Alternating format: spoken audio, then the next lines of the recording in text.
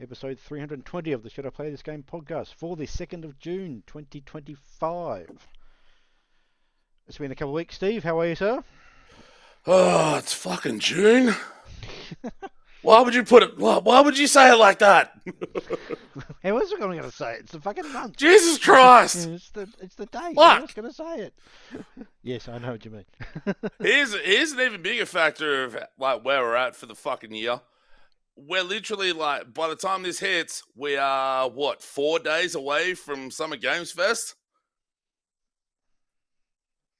I think. Reality thing is, in a really weird way of saying it, we're actually nearly closer to Christmas than we were. Closer to Christmas. That's the other one. That's the more depressing thing about it. We're actually closer to Christmas than we are to anything else.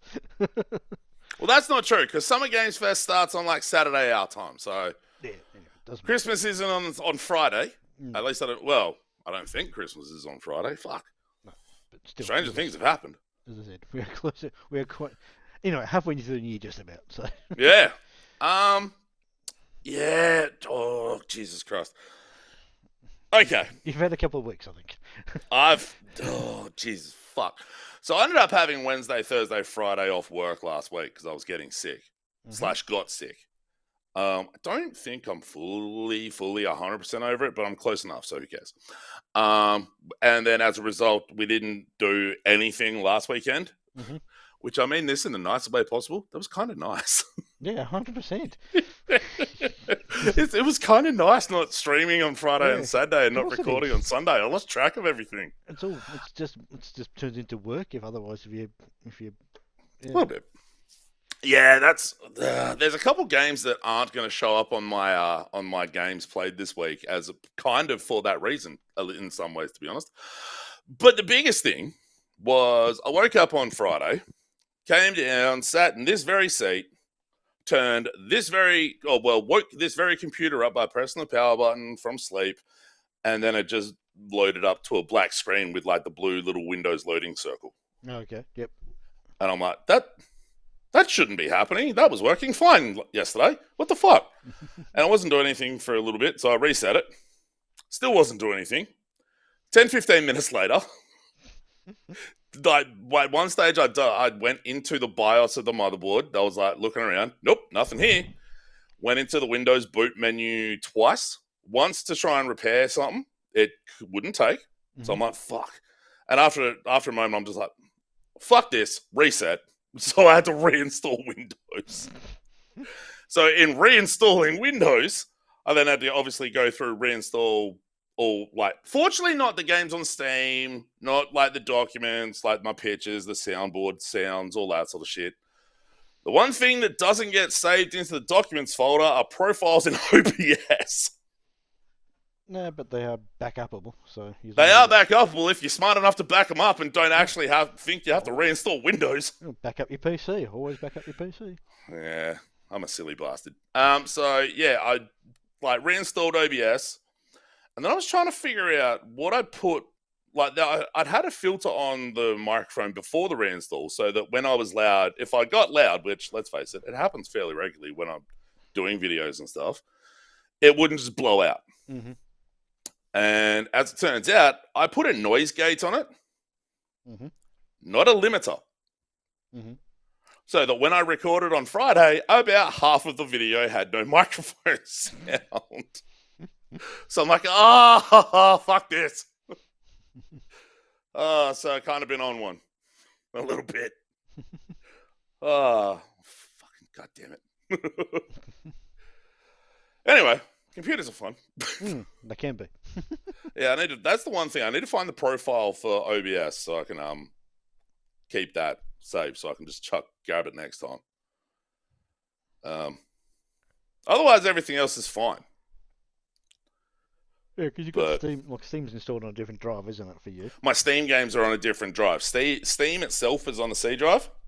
Yeah, so you have to reinstall Steam, but then point it to where the games are, and it just go, well, shit, all these games are here. I'll just add them. Yeah, it just repopulated that itself. Yep.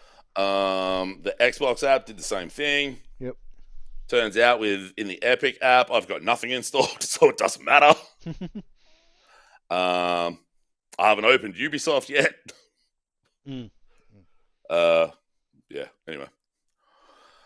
But yeah, the irony is that I was having an issue running one of the games we're going to talk about in a bit. I don't know what the problem with it was, but as it turns out, reinstalling Windows fixed that problem. So there was at least another additional benefit to it as well.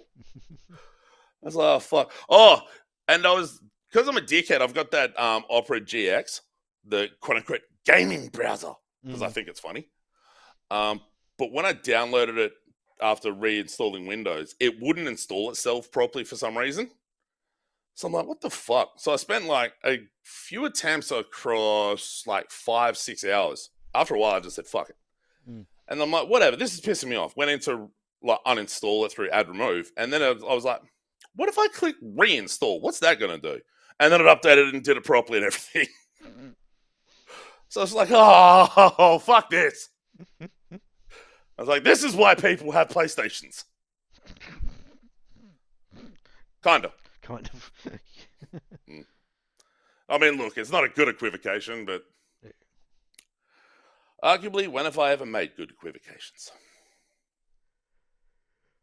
So, anyway. So you obviously then got your PC up and running and were able to play games.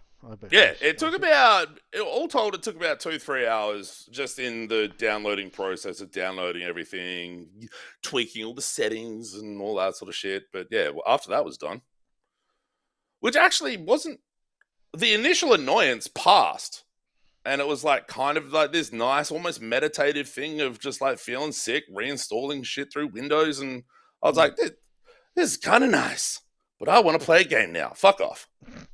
Well, the thing now you can do with a lot of with Windows, you can do installs of Windows that get rid of all the bloat crap that gets installed by default. So get rid of all of the, all of that stuff that comes with it. That's what I've got on mine.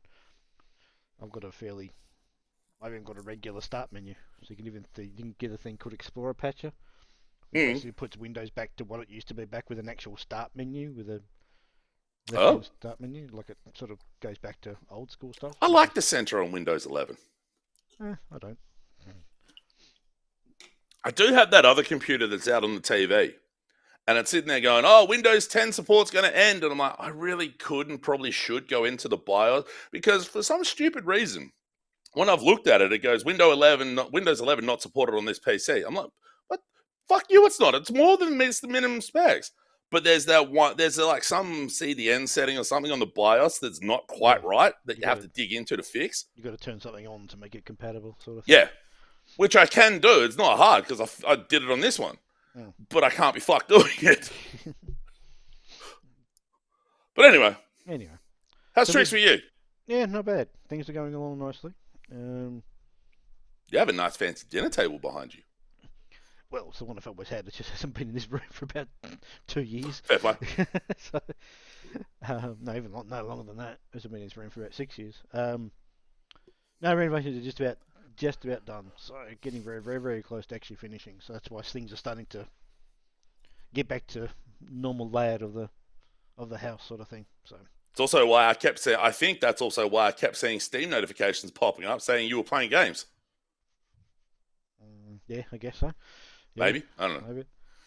Anyway, what were you been playing? So it's been 3 weeks. It has been 3 weeks. So in those 3 weeks, you've been playing? I have been playing. So I finished AI Limit. Okay. Which is really neat, actually. Like it tended to lean towards getting like relatively, in some instances positive, but in some instances quite middling reviews online, which I didn't quite understand, particularly upon playing it and finishing it. Like the story is very whatever. It's kind of anime in its look, as you can tell from the key art here. And there is some, I suppose, anime-ness in the way like bosses and different enemies will just go rah, bang. But it plays super, super well. And among the non-From Souls games, particularly at that price point, which it's $50 Australian, At that price point, it's actually a really good one of those. They did a thing where early game bosses would show up in the late game as just normal elite enemies, which I'm like, oh, fuck you. But fortunately, when you beat an elite in most of those sorts of games, they don't respawn when you go to rest, which is nice. There were 3 bosses that just fucking pummeled me. I think I ended up spending total between those 3, maybe about 8 hours, just trying to beat the 3 of them. Fortunately, not in the same encounter. But yeah, I don't really like anime that much, but I really like the look of it. It's a little bit linear in its level layout. But it does have some fairly intricate pathing and relatively interesting pathing through the actual environments, which is nice, because if it was just a straight line, it'd be boring. But the combat's fucking fun. And if you have a Souls game that doesn't have fucking fun combat, what are you doing? Like, the story is dumb as shit. And don't even ask me to tell you what it is, what it's about, because I barely know. You play as a blader, and you're trying to blade. I don't know. That's all I can tell you. But yeah, I think for as harsh as some of the reviews, I saw like 5 out of 10s for this. I'm like, wait, what the fuck game were you playing? If you want a Souls or Souls adjacent game, this is a really good one, and it's one of the cheaper ones. At least of the cheaper ones. Like, I played Thymesia, I played there's another one that was about $30-$40. This is better than those. Does it quite hit the highs of the Neo series, the From games, another Souls game that also happened to come out on the exact same day, which I'll talk about in a bit. Not quite, but for its price point, it's really good. I really dig it. Next up, I don't think we've had an Arse game on the podcast for a while. Yeah, we have. Off the top. Drive Loop a couple of months back. Hey? Drive Loop. Yeah. That's I think one of the few this year that we've talked about. But Gunbot Diplomacy, which, number one, great name. Fantastic name. There's a few little differences between... That's weird. A few little differences between Gunbot and Vampire Survivors. One is that you are a robot, which, okay. You are fighting in mostly sort of... It's weird because they just put the pits of land that you're on for the levels just in the middle of like this void. And it's like, wait, where is this even meant to be? And there's largely like acidic puddles and sort of blob-like, slime-like enemies for the most part. You do get some other metal constructs coming at you. But the biggest problem, the biggest difference is the actual upgrade system. I was about to try and click the video call for the screenshots, so I'm very smart. Let's see if it has... Yeah, it does too. Fantastic.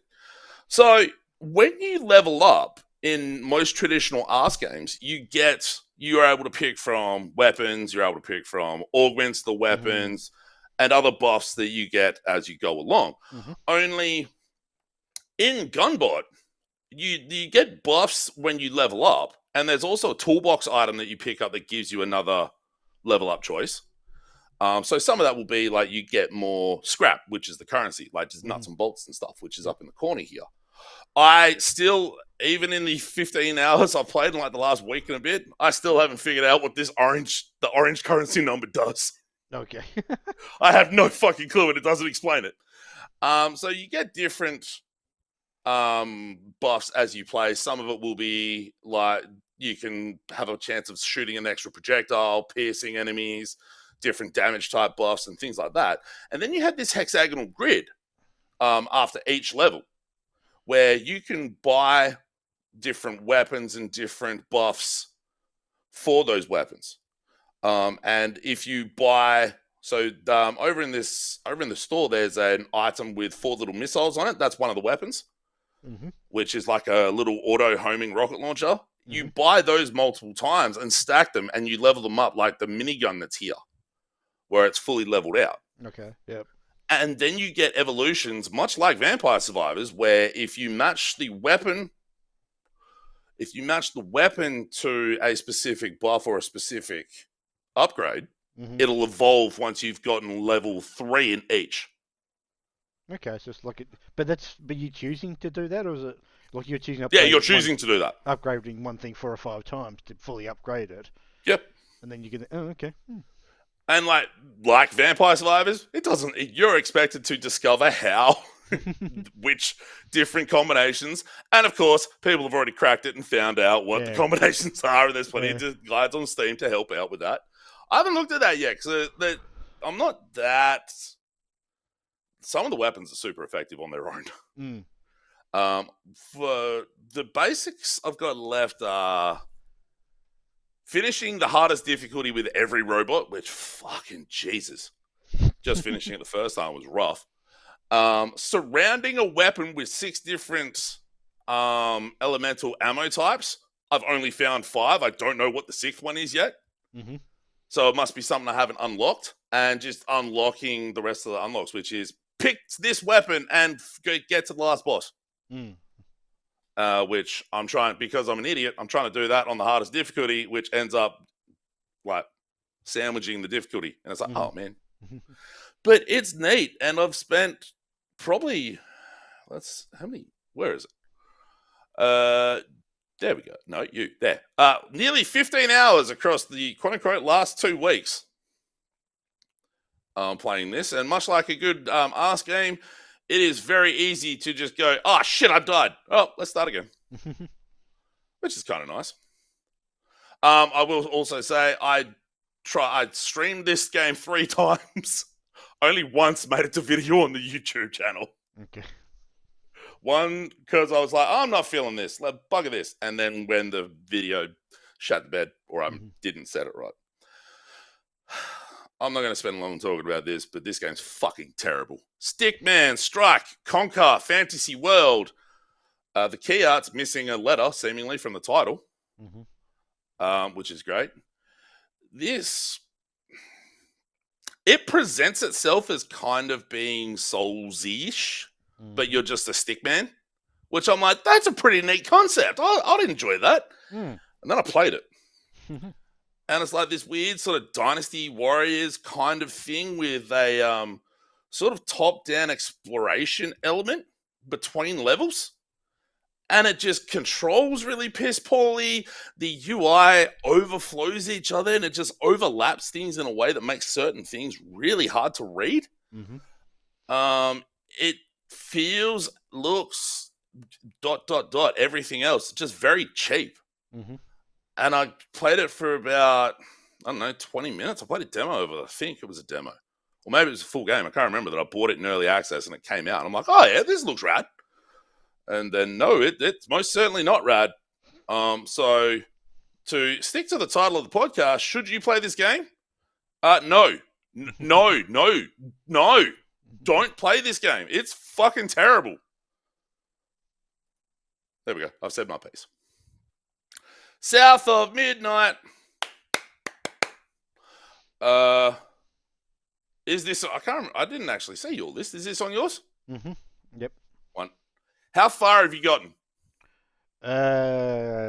Beginning of chapter 5, I think. Okay. Yeah. Haven't played it for a couple So of I finished this across like the 3-ish days I was off sick. Okay. Firstly, that intro movie that you get before even the main menu, that thing's a fucking drug trip, huh? Like with just the weird little rabbits going, here, give this book to a beetle, and the beetle walks up and gives it to Hazel, and it's like, what the fuck is going on here? Yeah. I love the art style. The weird angular look on the characters, the sort of 24 frames animation, the Spider-Verse looking animation, which definitely doesn't get in the way of the actual combat. Not at all. No. The combat's not its strongest part, but it does the job. Yeah. There were a couple things. So, like, initially, when you move the camera, particularly early on, it takes a little bit of getting used to. The camera's got momentum to it. Yeah, it's a bit wishy-washy in a way. Yeah. So like you can start moving it and it barely moves, and then it builds up momentum to move faster. And I was like, what? Wait, what? Mm. Um, and I was getting a little bit annoyed where I couldn't quite jump over like just fences in the environment and things like that earlier. I'm like, what's going on here? But then I saw they called the currency floofs, and I'm like, let's go. That's pretty great. Mm. You already said it. The voice acting's fucking fantastic. Mm. Hazel is performed really, really well. And it holds up the whole way through. So yeah, like I said, I finished it. It. No, I'm not going to say no.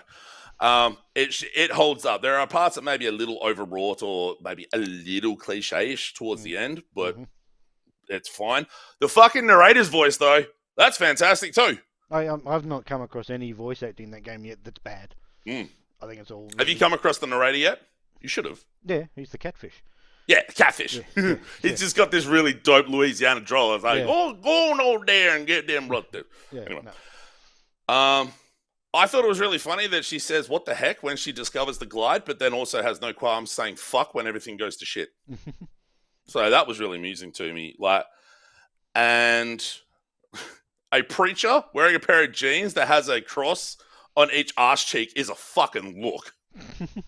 That's a fucking that's a thing. The narrative does get a bit weird and get a bit fantastical in sports, but overall it sticks it.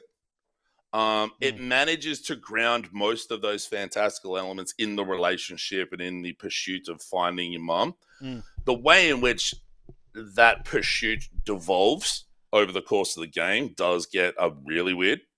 But of course it does, because it is that sort of Southern America folklore combined with sort of a modern take on it. I think the story elements, the dialogue, and the readable collectibles were all really well written. Oh yeah, everything's really well. Yeah. The one thing I will say is I missed one upgrade, so there was one achievement I didn't get because I didn't quite have enough floofs. Okay. I think I came up about 30 or 40 short total. There is an achievement for getting all the floofs. I did not get that one. Yeah, I tried doing the as much exploration as I could, but the clock had me at 10.5 hours. I didn't feel like I was rushing, but there were just some currency I didn't find, so I didn't get the last upgrade. There's not a real lot of exploration in that thing anyway. Like, you're really just following Yeah. the linear path, and you can occasionally you'll get to a There are beaten paths to take and look around. Yeah, there are like fork in the road. Oh, if I go left, I'm pretty sure that'll be the story. I'll go right for a bit, and I'll end up sort of doing bits and pieces and find some floofs. The pathing is fantastic for that. The little wispy path that you can trigger. Yeah. Every time that told me to go one way, I deliberately went the other way. Yeah. Because of course I did. Yeah, so things like that. I mean, that game does an awful lot of things really, really well. The story is great, the dialogue is great, the voice acting is great, the music is great, the visuals are fucking phenomenal. Yeah. I just think the biggest thing is the combat is kind of boring. The combat's not great. The combat is okay. It's okay. It's just it's just repetitive. Like, I mean, it's the weakest part. I haven't played all of it yet, because I mean things might come along that are a bit different, but for the most part, you're doing a couple of combo attacks. You've only got one of them anyway. You just got heavy attack, light attack, whatever they describe it as, and you can chain a couple together and do some heavy attacks on the end of it. You can jump up and do a ground slam kind of a thing. You've got the various push and pull mechanics you can do in the combat, but realistically, once you get to a point of a way of playing, doing those encounters, you'll just rinse and repeat those, which is kind of fine actually. I don't think that's a problem, because I think the main draw of that game is its visuals. And the visuals, the narrative, and just the exploration, the locomotion through the levels. And doing stuff. So I'm not too worried about the combat being what it is. I just think sometimes there's just, when you've got to, like in the bit I've just finished, what was I doing? I was doing something around crocodile. I think it was around the crocodile. I can't think what if it was before or just. You have to sort of go through and do 4 combat areas in relatively compressed space, if that makes sort of sense. Yeah. In the map, and that becomes a bit boring. Not boring is not the right term. It happens a few times. Yeah, it that's becomes a You bit. can't just mash your way through it and just blindly mash. You do have to No, be there like is some, dashing and dodging and stuff. there is some technique to it. Don't get me wrong. But I mean, I think when you get to the point where you're doing 4 or 5 of those in Yep. relatively quick succession. Particularly at that point when there's only like 3-ish enemy types. Yeah, exactly. Yeah, so that's when it becomes a little bit rote. I'm not too sure Yep. what the phrase is. I think rote's a good word for it, I to mean, be it just honest. becomes like you're just doing the same thing like relatively quickly in short succession. I think it would have been better not to have 4, but have 3 of those, or just to have more space between them, or something that you were doing more between them, just to spread out. Because Doing something else with the combat would have, like, maybe a better ranged attack, perhaps. yeah, something that could just mix it up a little bit. Because Mm. I'd be don't tell me this. I'm curious if the combat does in fact change over the time of the game, but I'm suspecting it probably won't. But that's just a guess based on what I've played. But I mean, as I said, the main draw for that game has always been its visuals. The visuals just the visuals are fantastic, and the story and the writing. The story and the writing is really well done. Is really well done. So I think it'd be super easy to turn this into an animated series. No, absolutely. Oh, 100, yeah. Because it's fucking like 80% of the way there. Yeah, exactly. Yeah.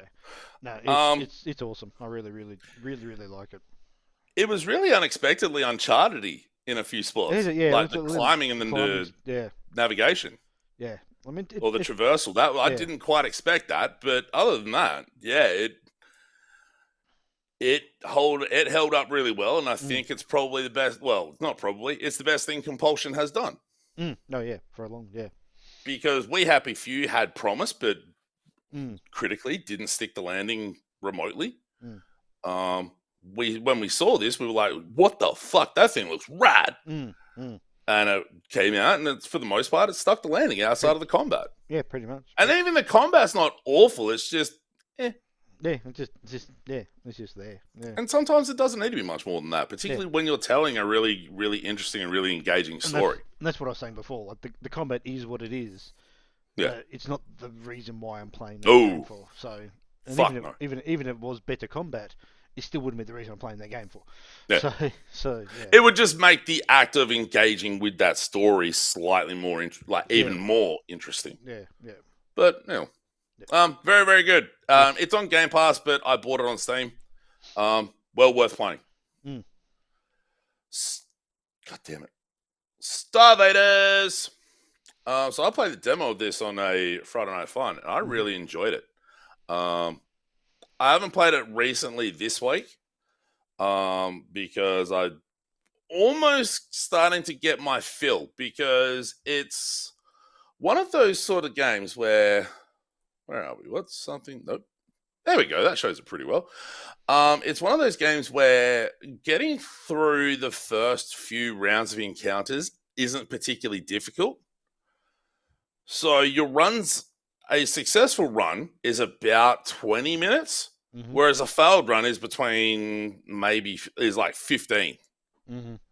So the ground between successful run and failed run isn't wide enough to can keep its momentum as well as it could, but its basic mechanics are really, really interesting and really fun. So you control the little robot that we've got in the screenshot here. These 3 rows down the bottom. So it's a 5 by 2, 4, 6, 8, 9 grid. When you get to the last, well, at least what I've played of it, the last round, it expands the width of the grid to about 7 or 8. Enemies spawn in. You shoot them with the different, it's sort of card based. You have attack cards, move cards, things like that. Most enemies die in one shot unless they've got a shield on them, or unless they're like the typical enemy like slime where you shoot it and it splits off.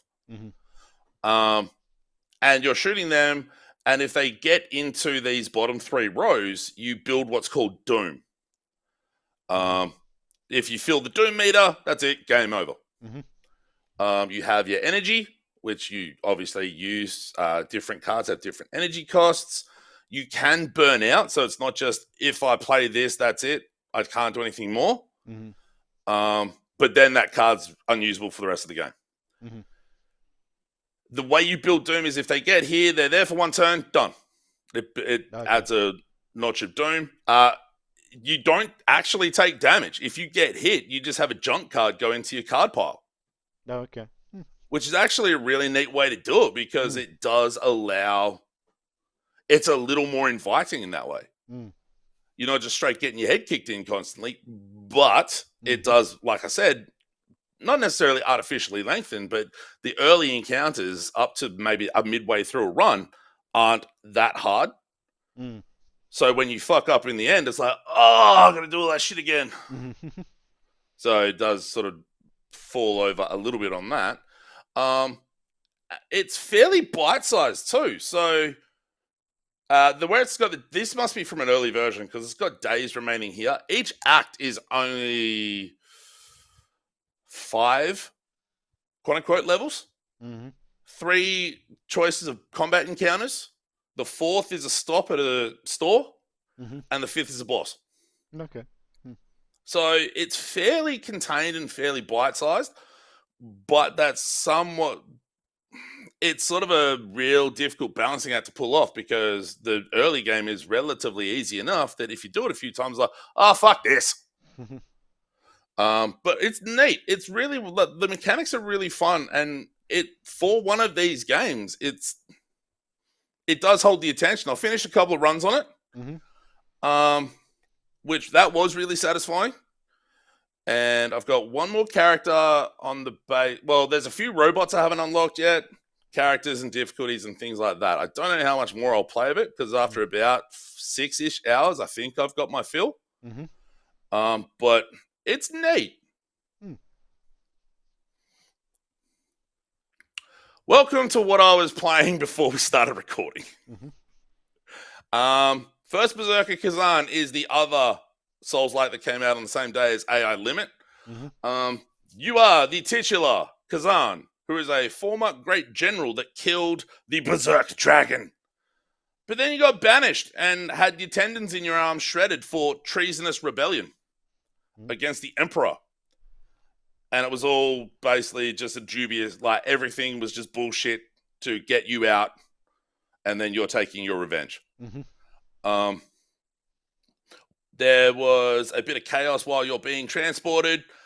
Somehow you get knocked out of the cage you're in, and a benevolent / evil spirit embodies you and goes, hey, check this out. Go and kill motherfuckers. I mean, it doesn't say it like that, but it's like, okay. Yeah, it's fucking hard. It kicks my ass. So AI Limit took me about 30 hours. I currently have 22.9 hours if you look at the Steam clock. I don't know how far in I actually am. Before we started recording, I had spent about 2 to 3 on a boss, and part of that included about half an hour grinding for some consumable materials. And some of the bosses get fucking rough, but once you get the patterns down, it's just, okay, I know what to do, I just need to execute. Fuck, I fucked it up and now I'm going to do it again. It's there's some aesthetic similarities actually between AI Limit and this, where there's a sort of that anime element to it. But this is way more a pure Souls-like than AI Limit was. There's a few weird button configurations that I'm still at times messing up a little bit, particularly the dodge being on A. Most Souls games puts it on B, but Blueprints, which once you actually play the game, it's actually a really clever way of spelling the game. Fucking fantastic art style and aesthetic. And I'm not smart enough to play that game, I don't think. So there's a reading of a will. You've got a rich great-grand uncle, Herbert S. Sinclair, and he leaves you this massive house. And he goes, it's yours if you can find the 46th room in this 45-room house. And you're like, wait, what? Of course. So you have days where you're wandering, and as you go between rooms, you're picking from I wonder if it's not going to show any of it here. Yeah, no, it's not going to show any of it in the screenshots. When you cross the threshold of a room, you get a bank of 3 rooms to pick from to put down. Mm-hmm. And that's how you make your way through those rooms to get to this end. But there's puzzles and shit all over the place that I couldn't figure out or didn't even realize. You have these footsteps. You only lose 1 footstep every time you cross the threshold of a room. Mm-hmm. So it's not just pure footsteps, but like if you run out or you get to a dead end and you can't build anymore, you restart the day. So it's kind of out of wildsy in that way. Mm-hmm. There, I couldn't figure out why you'd need a notebook. It sort of really highlights, hey, you need a notebook. Why? Because I'm just putting rooms down. I tried it for just under an hour and I bounced. Mm-hmm. The like running into a brick wall of I don't know what the fuck I'm meant to do. What the fuck are these puzzles? How am I meant to make any progression? There's RNG in the like from the bank of the rooms you're being presented, and some of them just end up being completely useless to you. There's almost an artificial lengthening of the experience by making it the roguelike structure that it is. Because it's just, okay, yep, no. And then it tries being really intellectual and really highfalutin with its different puzzles. And I'm just like, yeah, nah. Mm-hmm. I'm done. I tried going on the Steam forums and it wasn't as asshole-ish as you might expect. But it was very much, oh, you need to be paying very close attention, all that sort of stuff. And I'm like, yeah, I did. Nope. I bounced off the Witness. I think there was another game like this I bounced off. Mike's been playing a bunch of it, though. I got a bunch written down for this. I don't really want to talk about it that much, though, because I don't think it deserves it. Mm-hmm. Traveler's Refrain is the last thing I've got to talk about. Now, when you look at it, it's very nice and very pretty and very well animated. But then playing it fucking sucks. Okay. So it presents itself as this sort of almost Zelda-like. From the top-down perspective, all that sort of stuff. You even get, like, not necessarily an ocarina, but you get an instrument that you can play cardinal directions on, and it changes in like elements of the environment.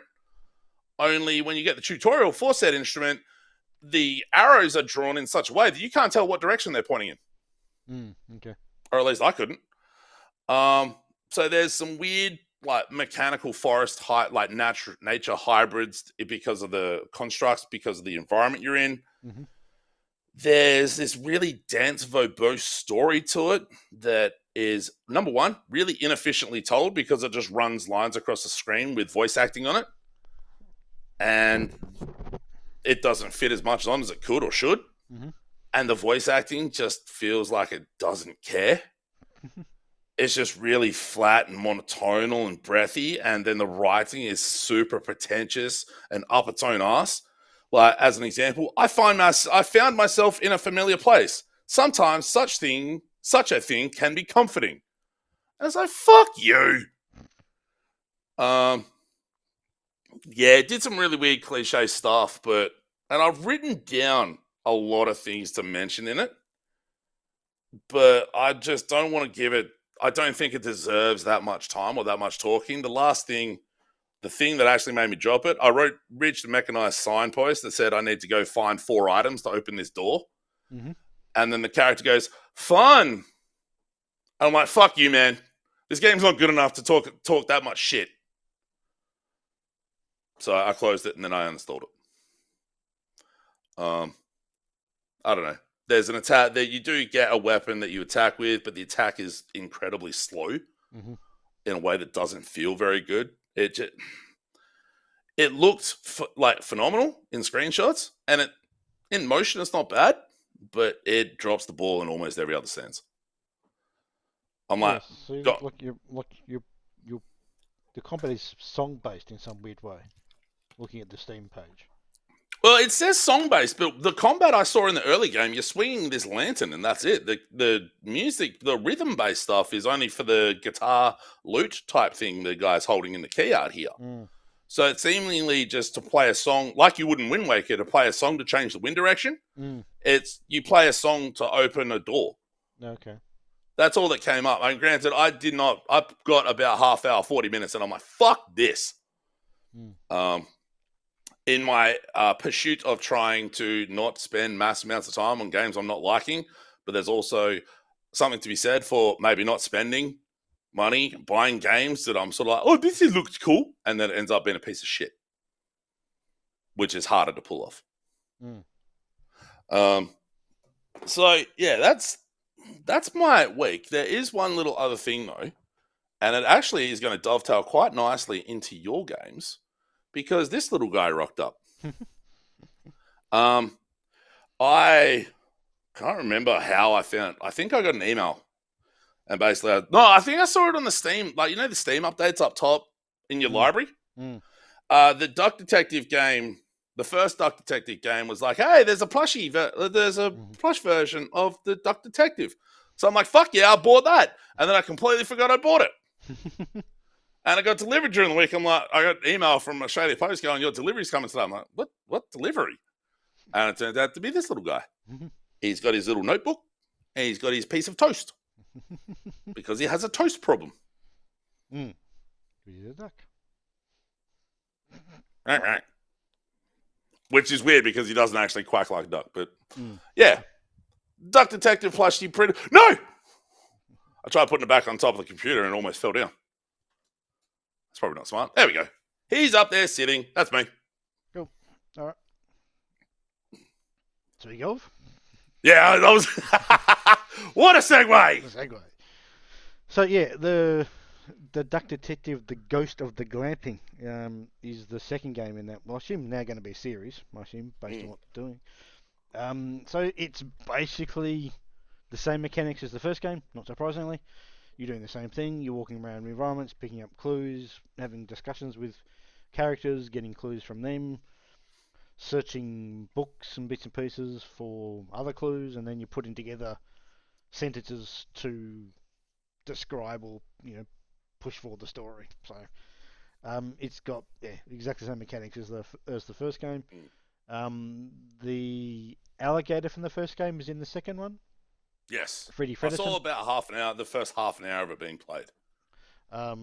You've seen about a quarter of it then. It's only about 2.5 hours long. Yeah. So that's about what the first game was. Yeah, so it's about the same length as the first one. So yeah, look, there's not much more to say. Like I really enjoyed it. I found the puzzles a little bit easier than the first one, but that might have just been because I know what it's expecting of me. I don't know. There's still a case of that in some of them you're just brute forcing the answers because it's not really clear as to what it expects you. But I don't think I have to do that as much as I think I did in the first one. But does it obviously like it's too new to say too much on this, but does it resolve better than the first one did? Because I had real issues with the resolution of the first game. Well, see, I didn't, so I can't really answer that question for you. Yeah. So, I mean, as I said, like when you're answering the various missions, or I don't know what the word is they use in the car, the detectiving, the cases, whatever how you want to describe them, they do go a little bit.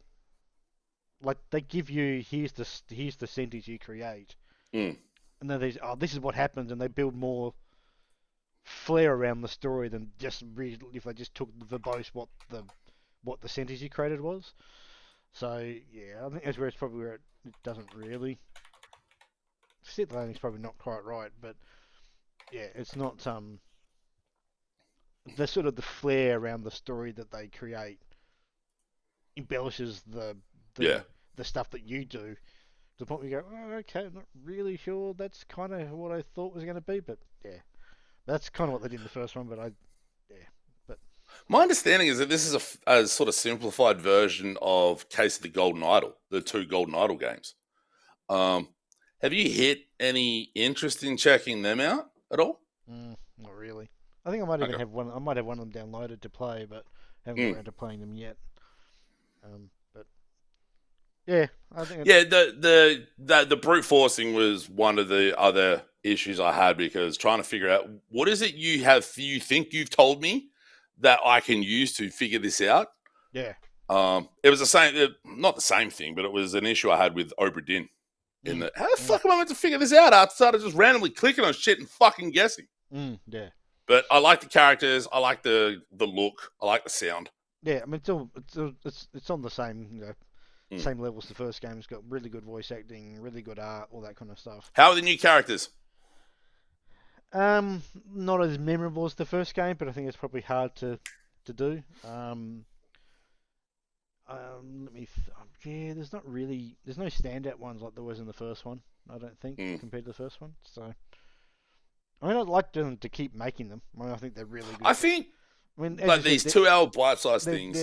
you'll play within 2 to 3 hours. You'll knock it off. Mm. Um, you'll get if the achievements are a thing you follow, you'll get most of them in the first run, and you'll be a couple Yeah. you've got to go back and redo to get them because they're not story based. They're just environmental based sort of thing. Like collection based, or is it? No, no. Like there's one there. There's a in one area there's a soccer ball, just sitting on the ground, and if you walk up to it, you can kind of quite kick it, and Mm. if you kick it through a gate, you get an achievement. So that sort of All stuff right, good to know. that you wouldn't necessarily know what to do, but you could stumble across it.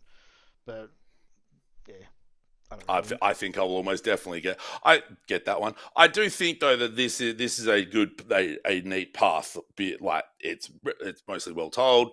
Oh yeah, Couple hours every because the first one was the first one last year or the year before. no, it was last year. Yeah, Yearly cycle. yeah. I mean, they could probably. I mean, they're as I said, they're between 2 to 3 hours long, so they're probably Yeah, not. they're not massively intensive They're not from massively a graphic intensive. perspective or And the anything. thing is, like once they've built, created the environment for an area, you Mm. just spend a lot of time in that area. So as long as if you've got to create, I think there was 7 unique areas you went into, Yeah, might be 8. So the first one was about the same. there's not a lot of um, you know, this is undermining game development, but there's not a lot of work it would seem in this. So I think it's fairly bite-sized chunks of this. I'm assuming it's a small Yeah, team that can take on in a time frame and get the game out relatively quickly. So and they do relatively well as well. So they're probably mm. it's probably hopefully enough for them to keep rolling. Yeah, the Precinct.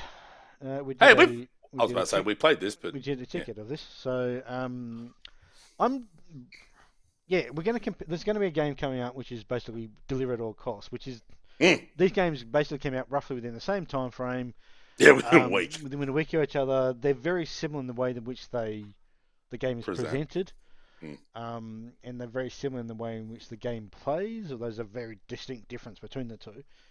Mm. The Precinct is a lot more quote unquote serious. Yep. Whereas the deliver at all costs is very much an arcadey style of thing. And I'm kind of leaning towards I think the Precinct might be easier, better to play for the want of a better term. Okay. And I'll get to we deal deliver in a moment. So the Precinct is you're playing as the cop from the cover art there, and he's the son of a previous highly respected policeman. I think was killed. I believe, not sure exactly how exactly, whether they were killed in the line of duty or undercover or whatever it was. Mm. But there's a backstory I think that's going to develop over that I think. But the moment to moment gameplay that you're doing is you'll start your shift, and you'll choose what type of shift you want to do. You can do vehicle patrols where you're literally just driving around looking for people driving erratically, speeding, that kind of stuff. You can do on-foot patrols where all you're doing is just doing parking ticket stuff. So you're looking to see if the cars are parked illegally, have expired parking meters, that kind of stuff. And then you can also do one where you're on foot just looking for crimes being committed, like vandalism, assaults, that kind of stuff. And mix between all that, and you're just doing that to unlock areas of the map in a way, because it'll say something like, go to this area and do 10, what's the word you're looking for? Give out 10 parking fines. If you do that, Mm. this other area will unlock. Now there is going to be doing There's exactly the same thing in it, but you just start to expand the area of the map you've got to deal with. Would And unlock if you gave out invalid parking tickets or speeding fines or whatever? No, you've Oh. got to do proper ones. You can't just juice it and goose it by. No, no, you've got Okay. to, yeah. And then once you've done an area, like the day-to-day, that's literally what you're doing. Your shift is just whatever you've chosen to do. You Mm. get some choice in that. You can also do some customization of it, which as you level up your rank, you can do that. And then in the mix between that is doing, quote unquote proper police work, and that is there's a series of murders that are happening in the city, that you're helping the lead detectives on. The other part of it is this sort of gangs thing that you're working through. So Gang shit. there's two gangs that you're working from up the tree of the membership to get to the top person. When you and to unlock those particular missions that are related to that, you've got to find evidence, and the evidence is Okay. just randomly found. You might go up to a and arrest somebody for something, and you'll search their vehicles and stuff, and then you've closed out that particular little mini case and say, oh, evidence found one. You go, what the fuck, and then you go that then allocates it to one or two of the trees you're doing. So it's not as if you're going and finding specific evidence for a specific thing. You're just finding evidence as a term Yeah, that that means would everything. feel real needle in a haystacky if you had to do it that way. Yeah, so it just gives out, like, just doing the job Yep. gives you that evidence, which I think kind of works in a weird way. Mm. It's just a bit arbitrary in how it sort of gives it to you, and it's not. And You arrest some dude for spraying on a wall and he's just got in his pocket, I am a member of this gang. that's kind of what it is. Yeah. That's kind of how it's done. So you're basically finding intelligence on these gangs by just doing regular piecework, which kind of makes sense in a way, I think. But What the alternative would make it way more messed up and oh way yeah, less engaging too. so I But think how do you pull that off in an interesting way? so I think that seems to work pretty well. And then these sort of gang-related cases, they all turn into pretty big shootouts and chases and Mm. stuff like that. So, um, it I really enjoy it. I think Yep. it's kind of like the day-to-day going through and doing the 10 parking fines or doing the 10 um, um like vehicle-based stuff, Speeding, speeding graffiti is all that sort of is kind of cozy in a really odd way. Mm. It's just going through the motions and just doing it. Most of the shifts can last between, I think, 6 to 12 hours, and you can just got to choose how long you want to spend on it. And the shift, when I say shift, it's only like maybe 10-15 minutes in actual Yeah, I was gonna say the actual time. checkout they were only like 5-10 if that. Yeah, so they can you can customize them and have longer ones. I think I even had like 16-hour shift sort of thing. So and that just gives you more time to do what you're trying to do in that particular Mm. thing to unlock parts of the map or whatever. I'm not really sure what quote unquote what the story is exactly. They've mentioned Mm. his father's killing in a sort of out of the blue nature. Just sort of, oh, by the way, your father was, sorry about how your dad got. And I thought, what?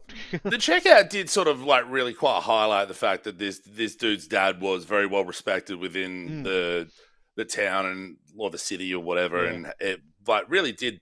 I don't want to say harp on it, but like really focused in on that, much yeah, like you would expect from if you put this in a TV show or in a movie. yeah, exactly, yeah, exactly. Um, and then when you think about police shows and police movies, then the some of the cliches would be, oh, the dad was in over his head or was working Yeah, for one of the gangs or whatever. So I'd be very curious how that yeah. As I said, how the actual overall story ties up. that hasn't, other than what we saw in the checkout we did, that has not been raised again.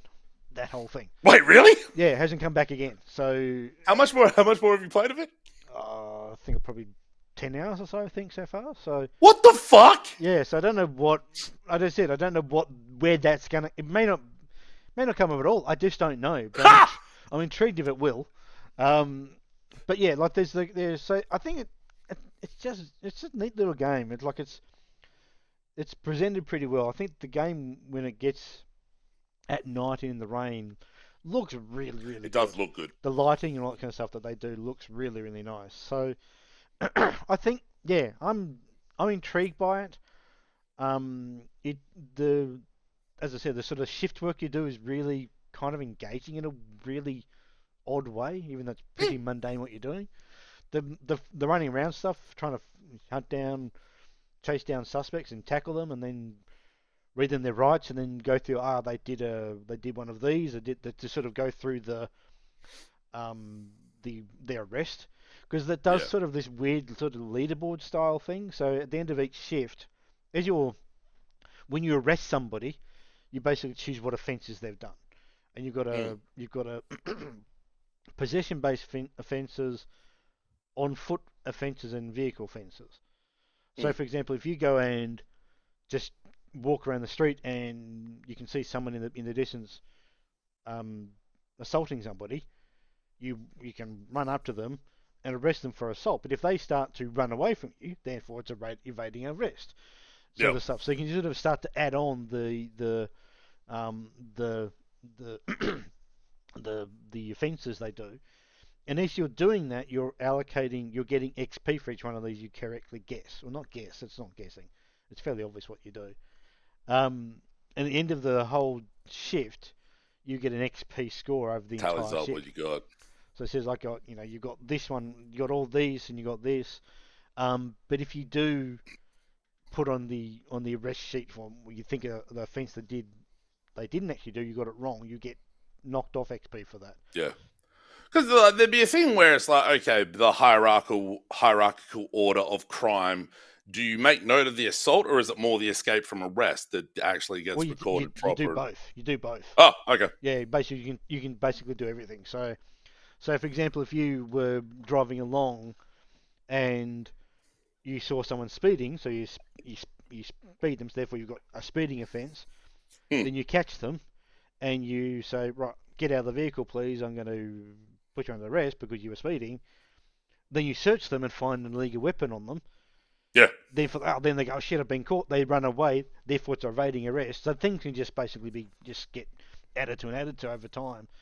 To the point where you can have like 3 or 4 offences on a particular outcome. Which started just as a as a speeding thing. Um, yeah, I'm intrigued by the story because I just don't know where it's going to go. I do So kind of feel bad for Officer No Dad, though. yeah, true. It's like, no one gives a fuck about my dad dying? What the Yeah, fuck? yeah. What's Like I going on said, here? yeah. So I assume that'll come back, but I just don't know. So Oh. the other game, along the same sort of line is we deliver at all costs. So this is um got some big publishers. It's got Konami behind it. So it's got a pretty Mm. decent publisher behind it, and it's very similar in its. Well, let's go back to screenshots of the Precinct. So like that's a good representation of the. Oh, it's a so, so you got on foot stuff like this. Mm. So it's just that top-down perspective, not quite isometric, but kind of. Whereas Deliver All Costs is, well, basically the same, but you're doing a Yeah, lot. if you put the two games together without labeling it, Yeah, like particularly for someone who didn't know them, and go, which one's which? yeah, you wouldn't necessarily know. But the I mean, thing, driving in the water might give yeah, it away. yeah. But the main difference between these, you're spending a lot more. You're spending, whereas in the Precinct, you're spending probably 60-40 on foot versus Mm. vehicle, whereas Deliver All Costs is pretty much all vehicle. Um, so you play as this guy here. I think his name is Joe Winston. I think his name is. And he's an out of luck. He's got some sort of history background, which I've not. The game's not dealt out to me yet. And he basically gets a job at We Deliver. And you then just get given delivery jobs. Um, and That some of them are involved really driving through fucking warehouses. yeah, and some are just really bizarre. There's this one where you're taking fireworks, and Mm. your the missions which are deliveries will have multiple stages to them. You've got to go from here to A to B, then B to C, then C to D, and that finishes it. Mm. And in between those things, you might be carrying, like for example, that one where I had the The fireworks. Marlin. the fireworks. Oh, At, yeah. at the end of it, you just got money for delivering it, but at the end of it, it said how many fireworks went off while you were driving. Yeah. There was the Marlin one I just had recently. Had the Marlin one.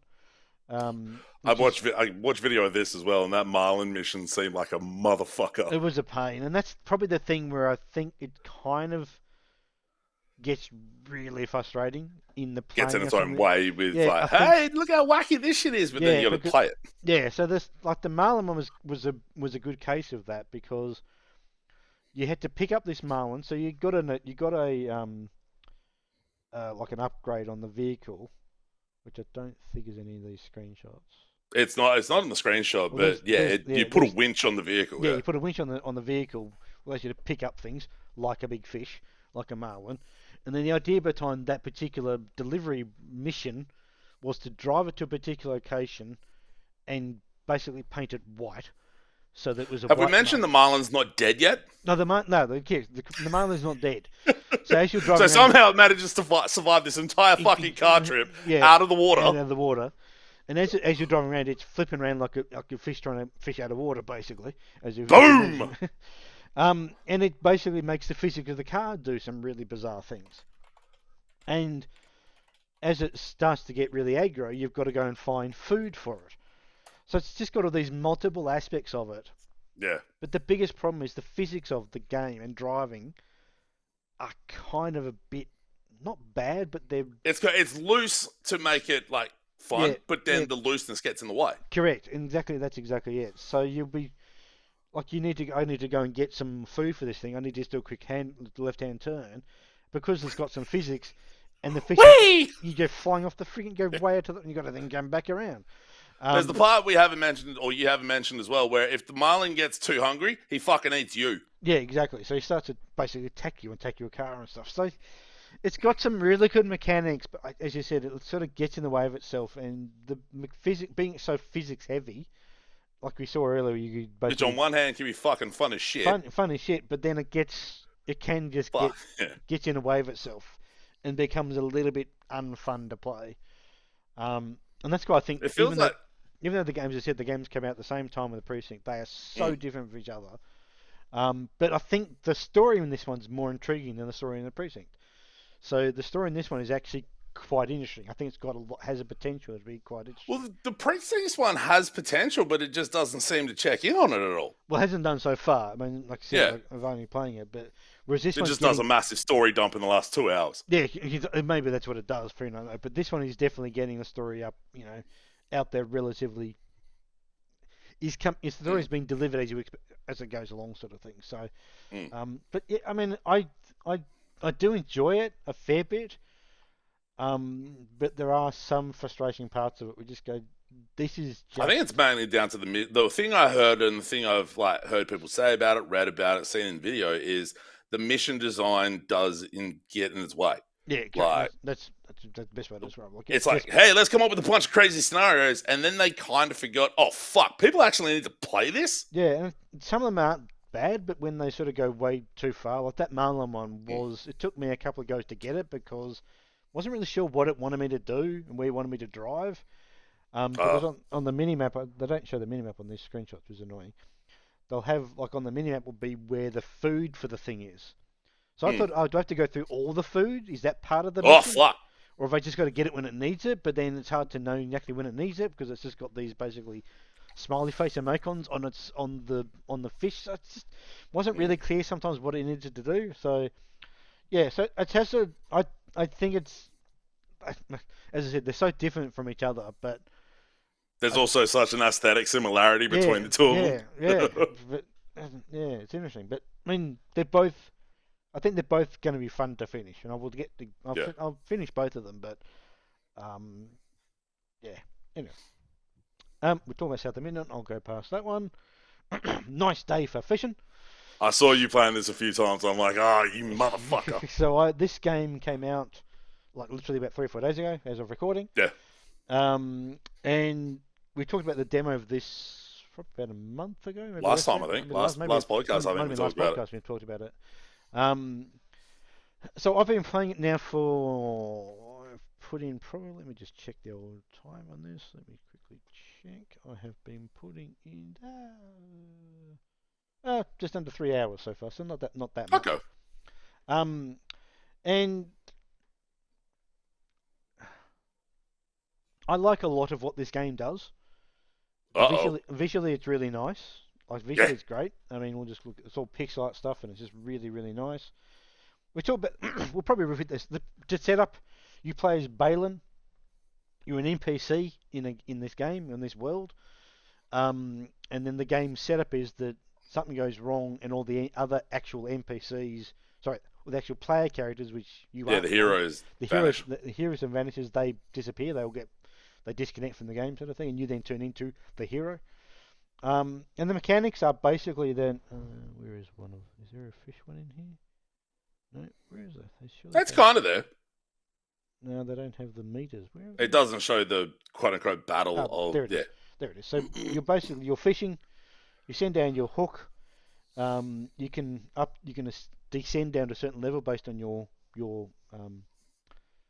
rod's abilities. Yeah. Once you hook a fish, you basically attack the fish, quote unquote. It will then fight back, which in that point you are defending and you are doing basically shield blocks and parries and stuff to Mm. reduce the damage that it does to you. And eventually the idea is to get the fish caught. Now, if you lose all your health, this one's only got in the screenshot we've got 40. You don't die or anything. You just lose the time you took to get that Mm. lose that fish. Lose that. Plus the bait that you use to try and catch it. That's Yep. basically that's all you lose. Lose a bit of time and you lose the bait. And that's kind of where I got a bit annoyed with it because there's a couple of fish early on. You're doing what was it, a picky something. God, what was it, a picky something it wanted me to catch 3 of. And I struggled to get them. They were really, really tough to catch. And I Mm. was running out of, had to go back and keep restocking up on garlic, which is a really odd bloody bait they have in this game. But anyway, Everyone knows fish love garlic. yeah, apparently they do. Um, and I struggled, and then I got I got one of 3. Then absentmindedly went to the fish person and fucking sold it. So Oh no! I had to go catch the fucking thing again. Oh fuck! So I didn't think Did you at least get a decent amount of money for it? it was. That's why I sold it because I just was 10, great, I'll sell it. Fuck yeah, let's go! Oh no! I didn't realise it was one of the fish I just fucking caught. So it didn't dawn on me. Could you buy it back at that point or No, not? I couldn't buy it back. Oh no! I just didn't think the game would let you sell a quest item, but yep, I could. Found out.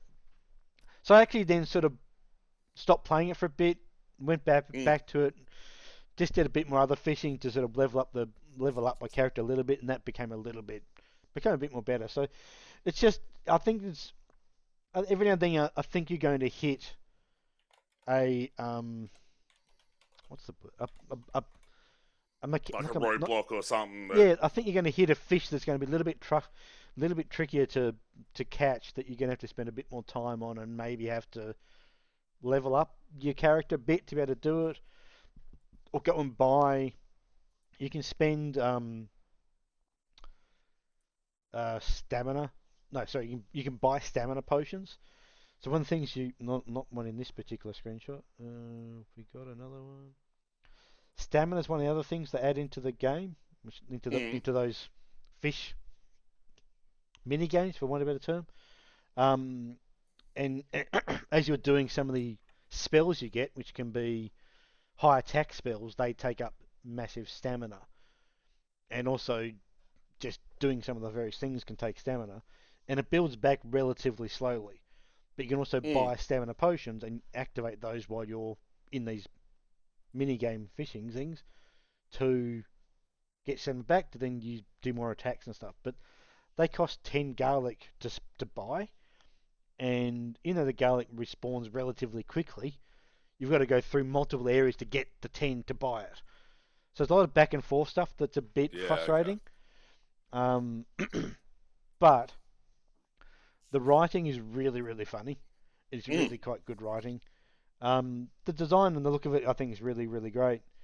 The music's pretty good as well, although it is a little bit repetitive from what I've sort of played so far of it. And you're using the fish that you've got NPCs, actual NPCs in there, because you're not now an NPC. Like this one of the here's a good screen. So there's your level. You've got your XP, so you do level up as well. And basically, what you do, your level just gives you extra 5 health, and your strength and your defense go up by 1 every single time. That's pretty much it. Um, and you can regenerate. You can see stamina reg is I think Mm. that's the regeneration. So it goes back 1 every second. So as long as you're doing your attacking of the fish and don't get too much damage, and that's where I think that's the other part of it that can be a bit frustrating. Is each fish has a slightly different attack pattern, for want of a Timing. better term. So like the very basic fish, you'll just have to do 1 block or 1 parry, Mm. and then turns back to you attacking. So you might do that once or twice, and you'll catch the fish real easy.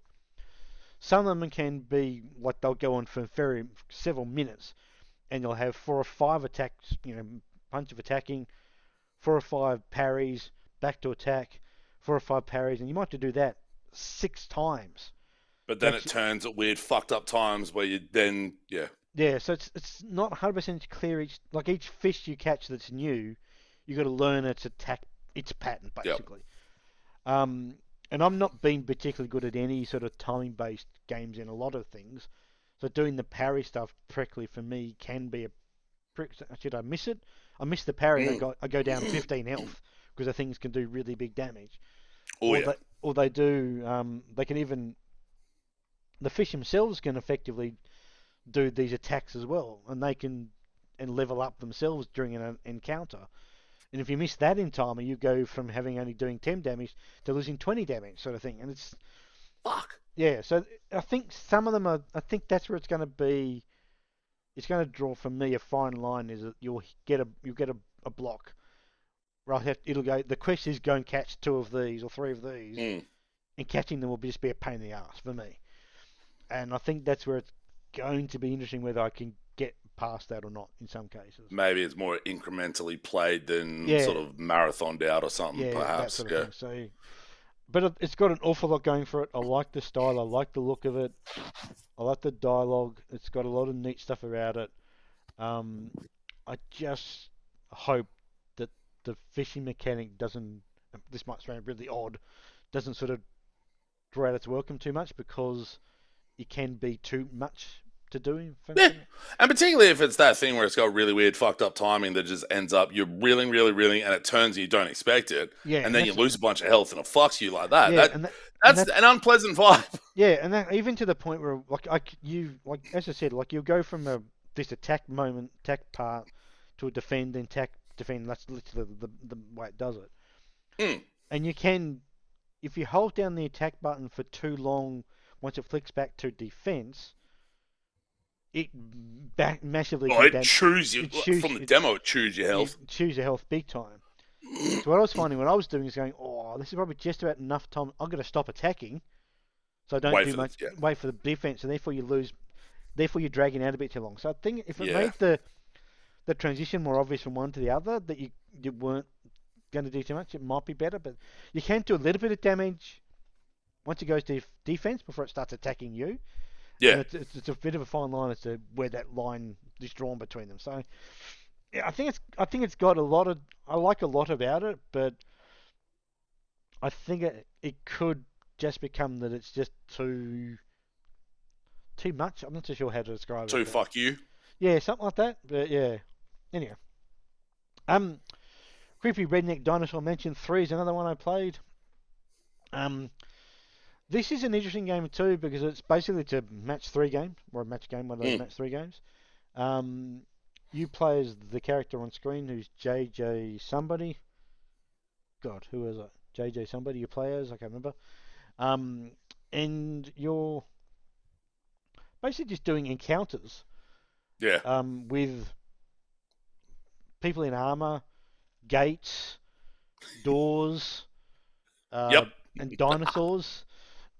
Because of you're in a game. That's the mechanic of the story. Is you're a game in a game. So yeah. Um, and your mechanic is like you'll say, like here for example, this is evil JJ. Oh, Hardwell. There we go. There my name, JJ Hardwell. That works out nicely. And you've got evil JJ, and it'll be that you've got your attacks.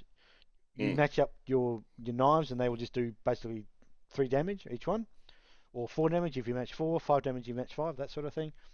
But as you're matching those items up, you're adding more of these over here on the left hand side, Yeah, your various objects. it's Puzzle Quest. Puzzle quest. And if you want to do one of these solder bashes, you use three and six knives to do it. Mm. And that'll then do 4 damage or 5 damage, whatever it is. You got first I think I aid. got to Evil JJ in the demo. I was like, okay, I've seen enough here. Yeah, it's it's an interesting way of using the match three thing in a way that it not like normally you're doing match three to attack something Yeah. and build up the spells and attack a thing. Whereas this thing you can actually use the things to Open climb a a gate. gate, and you can even use like even when you die, there's a sort of a restart mechanic or replay mechanic as well, like you're doing runs. The thing that I'm in the moment is I've played it for not that much time as versus where is it going?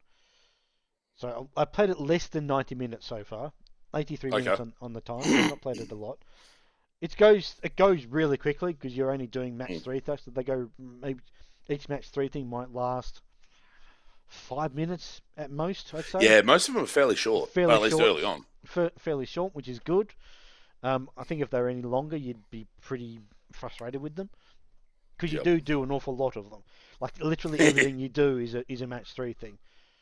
Take down, open a door, open a gate, fight a knight, fight a dinosaur, whatever you're doing. The way they decide the outcome of that is for you to do a match three thing. The writing on the connective tissue makes it as Yeah, well. and that's the thing. The writing is actually pretty damn good, and the way it's sort of like this sort of stuff on screen. I think there's a dialogue thing up here. Yeah, so this is and I'm in the moment of playing the full game, and it's still referencing the demo in a way. So I'm So, not quite sure what that's. And I assume at some point you get past that and it becomes the real game. I don't know. so what I heard, so I played the demo on stream, got to the part where it's like, hey, the demo's broken, I need you to find the glitches and all that sort of stuff. Turns out that wasn't exclusive to the demo. Okay, so that is The narrative, the meta narrative is that this is a demo of the third game in a series of games that haven't come out. Yeah. And you're finding. So it's based. It's the meta narrative is that the game's not actually complete. The characters know it's a game, but they're also trying to find bugs and shit in this demo to maybe make the game come out properly. Yeah. Okay. So while I was super impressed with it happened in the demo, I'm like, this is fucking incredible. And then I heard, oh. Yeah, that's yeah. And I when I first started playing it, as mentioned the demo again, wait a second, am I still playing the demo?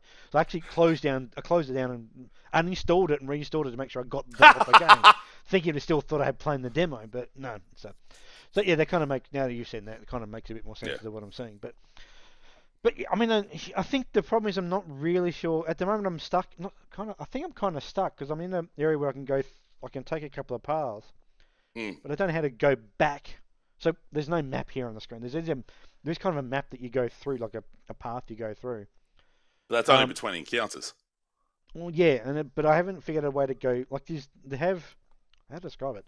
So you go through these encounters or through this path, and at the end of a branch, basically that's the end of a branch. Yep. And when you get that, you get some money for it, and money just using to buy upgrades and bits and pieces. But I've got to a point where I've got this particular point in this path I've taken, where I can take two paths, both end in an end of a branch point, but I can't take them any further. But I can't go back down the map to another area where I can see where there's another branch I could take. I don't know how to go back. You'd probably have to finish that branch and then restart. I can't. I literally can't. Oh. So there's nothing I can do. So I'm really a bit confused as what I'm actually how I'm meant to progress at the moment, because there's one bit of basically I haven't got a particular the thing is at the bottom here it's got this health above 5. They've got these like I think they call them traits, which as you do stuff in the various, like not necessarily you do stuff, the game just gives them as you do actions. Like for example, when you first trying to break down the gate the first time you get to it, you actually can't do it, and you have to climb the gate and jump down onto the ground on the other side, and that basically gives you the first of 5 pips in a trait called developing calf injury or something. I can't remember the Yep. phrasing of it was. And you'll get some of these, and it'll be grayed out here. You can't choose it as an option until Mm. you've done the 3 or 4 things that make up. You can then have the Okay. trait available. So I think one of the 3 paths I've got requires something I don't have. I don't know how I can get at the moment, but I don't know how to go Yep. back to a previous junction point to go down another path to sort of progress it. So Huh. I'm not too sure. The game sort of implies I can move between 2 points, but it doesn't seem to actually do that. So yeah, I'm a bit confused as to how I'm meant to sort of navigate the world, if that makes sense. But Mm. yeah, so at some point I'll hopefully figure it out because I do enjoy a lot of what it's doing. But yeah, Another strange scaffold game. I think they've got like fucking 3 out this year, yeah, including the Ninja Turtles Tactical Takedown. yeah. Tempest Rising. I saw Uh, this pop up this morning. yeah, so this game been out for about a month or so. Yeah. Although we've not done an update on our thing here to get the dates in. But so it's basically it's Red Alert, Command and Conquer, all those games. It's a modern, really nice looking version of those, if you can imagine. Mm. It's like that screenshot basically has everything in it that you're Yeah. going to do. It's an RTS. You're controlling a set of troops.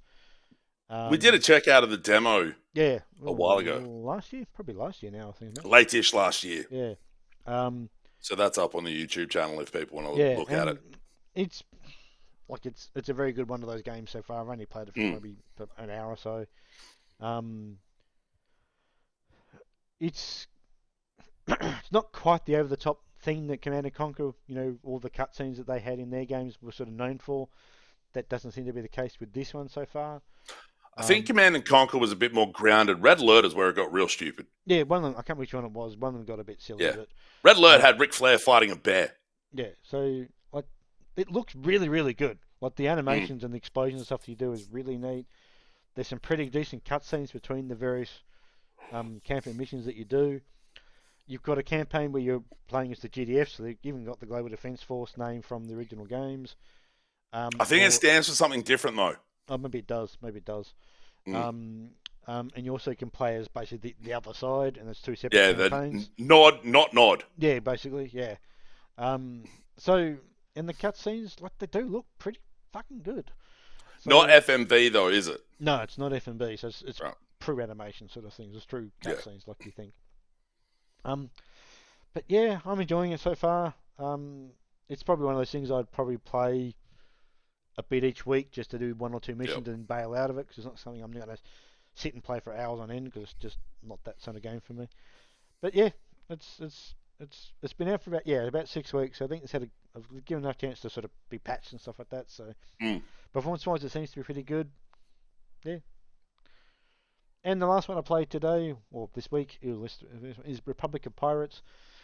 This is actually a game from last year that came out on PC. I think it's not coming to other platforms, but maybe it will later. It's basically an Anno game.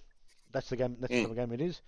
The reason why I've sort of got into it and just started to get into it is that there's been an awful lot of Anno 1.17 Pax Romana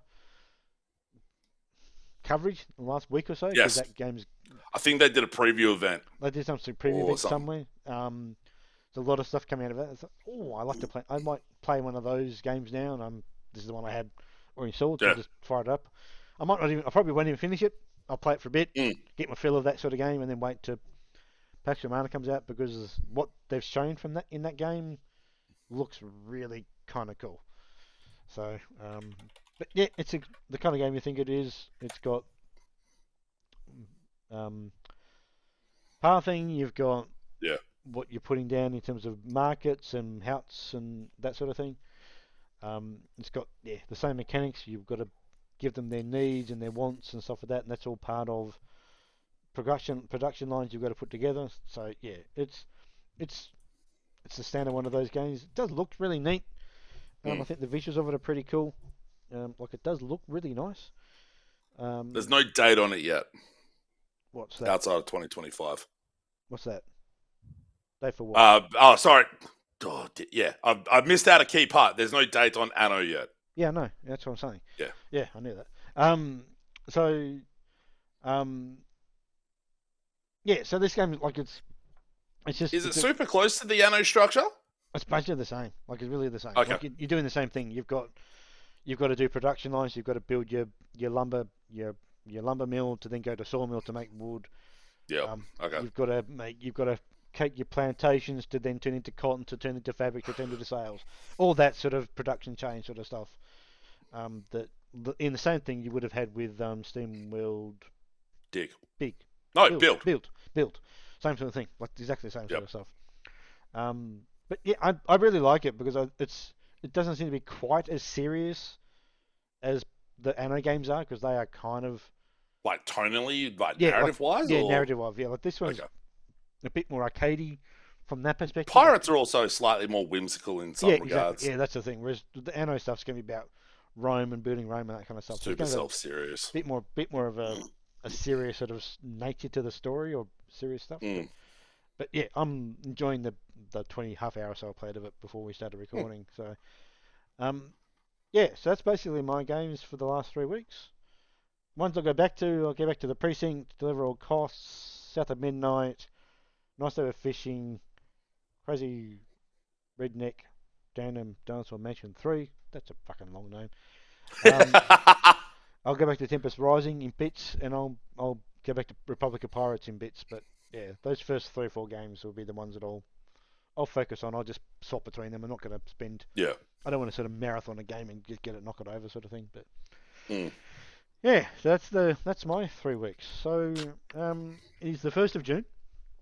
It is the 1st of June. Well, it's 2nd of June. What are you talking about? Well, it's the 1st of June this recording, but 2nd of June when this comes out. So we should do, and I'll just quickly do that while I change something over here, and we'll do the upcoming games for June, because I think you added some earlier, I spotted. I did. Not as much as the last couple months, at least what I've got down. The Switch 2 is also out in about a week. I have not included any of that because I'm not getting one yet, and I don't think you are either. No, so there's no point. Yeah, so I didn't put any of the Switch 2 shit on here. First cab off the ranks, Mind's Eye from Build a Rocket Boy. This is the studio of Leslie Benzies, formerly of Rockstar, GTA fame. The Bens. People are talking like this game actually isn't real. Oh, okay. Like it's not going to come out. It's like it's all just some big elaborate prank by Leslie Benzies to try and get on Rockstar. It's like, is it? Yeah. What they've shown of this looks really, really cool and really promising. Yeah, like it's one of the, you can tell by the screenshots, it's going to be a GTA style game, third person, blah blah blah, that sort of stuff. Being published by IO. But I think the game might, the story mode might be a little bit more serious. Yeah. Might be the term to use. I'm not sure what the term to use. I don't know how that's going to play out. I'm also not 100% sure, but there's every possibility this thing, well, like most, but there's a perspective where seemingly a lot of people are thinking this thing's going to shit the bed on landing. Whoa. Any game could do that. Christ. Any game can shit the bed on landing, of course. But yeah, I'm very, very curious to see how this kind of turns out. I'm hoping it's good.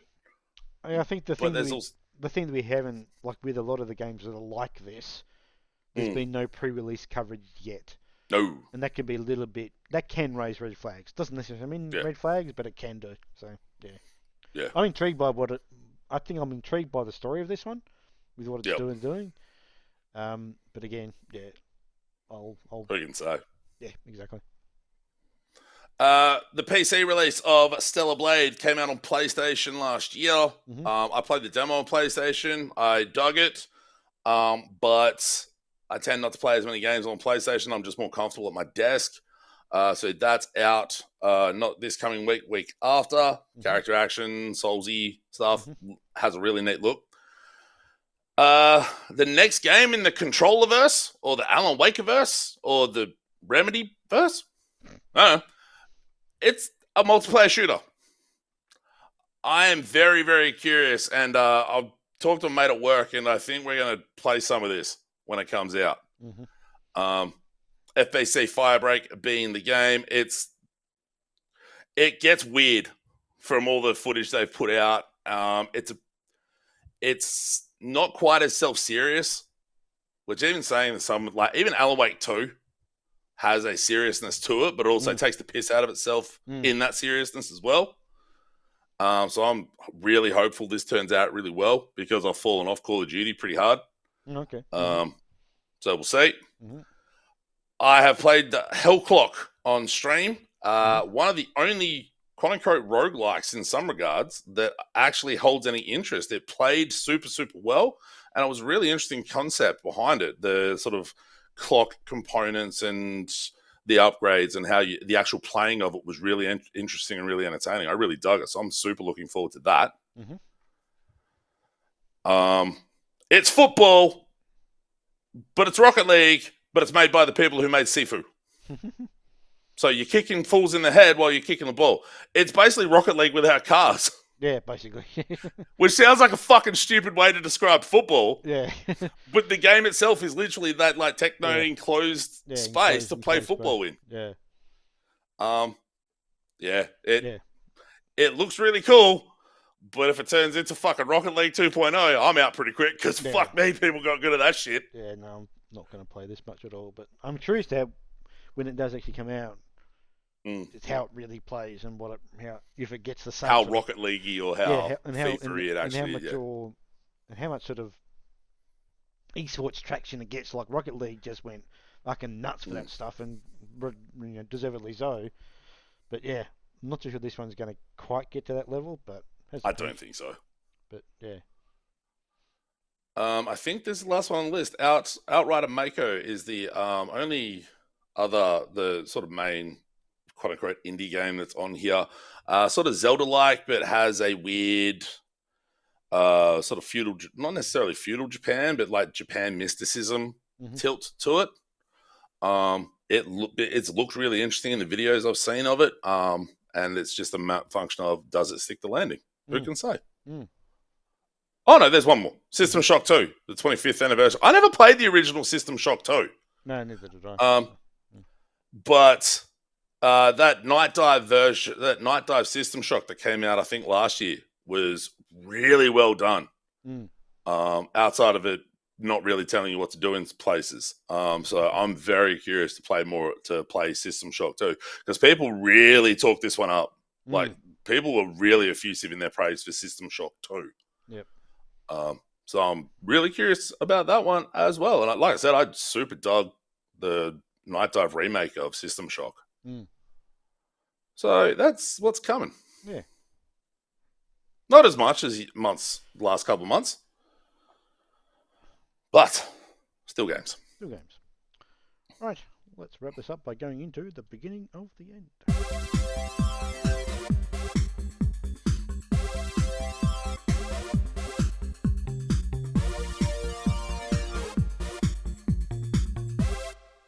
Alrighty, so we've got the YouTube channel, which will probably start having maybe get back into some co-op stuff in the next couple of weeks, hopefully, all things being equal. We haven't figured out what we're going to do. We're either going to go back to Luma Island, we may start Split Fiction. Yeah, we've got some decisions to make, but we'll let you know what they are going forward. You've got your Enemy Starship Twitch.tv/Enemy Starship. Fridays and Saturdays. Yeah. Give us a follow there. You'll get an email notification when I go live. Woo! They of course get uploaded to the YouTube channel after the fact, so you can keep an eye out there as well. We'll be back in another fortnight for the next podcast. Anything else before we wrap it up? Not yet. There is one question I need to ask you about next weekend, but we'll do that later. Okay. I didn't have Assassin's Creed on my list. I forgot to mention that. Shadows. Okay. 40 hours, 3 regions. I'm like, oh, come on. There's too much other shit to play. So I've taken a break on that for now. Because fuck, there's a lot in that game. Yeah. All right, then. I ain't got shit else. All right, cool. that'll do us for episode 320 of the Should I Play This Game podcast for the 2nd of June. We're back in a fortnight. Keep an eye on the YouTube channels for the next video from us that might be not be podcast related. Till then, thanks for watching. Goodbye. Bye.